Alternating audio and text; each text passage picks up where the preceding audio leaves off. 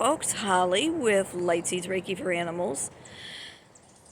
There has been a circumstance that I've dealt with a few times with well-meaning pet parents or would-be pet parents who want to rescue a stray, and that's wonderful, wonderful, and they really mean well.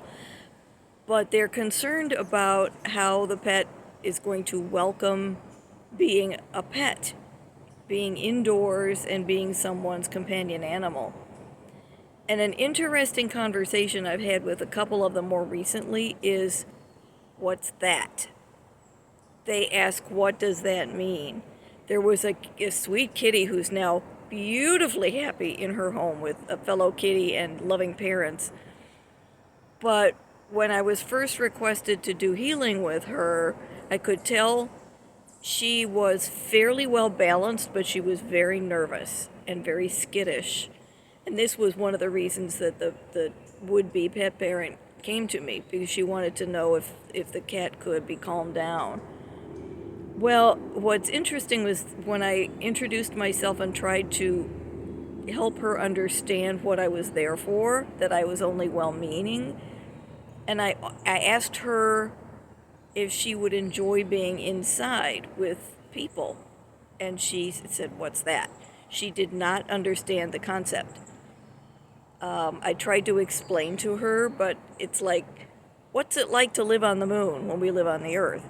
She had no idea. I asked her, what did she think? I don't want to say the pet's name. I'll call her Sally. What do you think of the name Sally? And she said, name. She didn't understand the concept of a name. This was a truly feral cat who'd been raised in the wild and born in the wild and wandered around taking care of herself. But she became more and more affectionate with her caretakers, those who, the porch parents. And that's why the request was made to see if she could become an inside cat. Well, the good news is, after a bunch of Reiki to calm her down and balance her body and help her to understand what the plan was, she has become one of the most loving, fabulous inside kitties there ever was, and she loves being with her pet parents and with her sibling. This is the best example, but not the only example, of pets that I've worked with who, again, just don't understand that concept of being a pet. So if you have a situation like this where you're contemplating saving or rescuing an animal from a shelter or from outside or wherever, understand that first off, they will not have any idea what's happening to them. They just know it's different and it's frightening. They may have a great fear of humans. You don't know their background, you don't know their story, so be as patient, compassionate, and kind as you possibly can. Be consistent.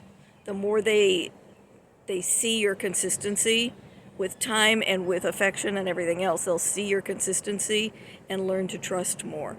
Be aware there are some animals that learn to trust and kind of infiltrate the family very quickly. My two did. I was very lucky with that. But there are some that normally will take months, especially dogs I've seen. Depending on what they've been through, a dog may take months to understand and trust the humans. There are all kinds of resources about this online, so I recommend that you look it up. But again, remember that your top requirements for dealing with these animals is compassion and kindness. Send your love, send beams of love. I've talked about this before. Send beams of love from your heart through your hands to the animal, and you won't believe what a difference that makes. And remember, contact me, lightseedsbyholly.com, if you're in this kind of a situation and you want to have a potential pet balanced and acclimated and calmed before you make any changes. I'm just a phone call away.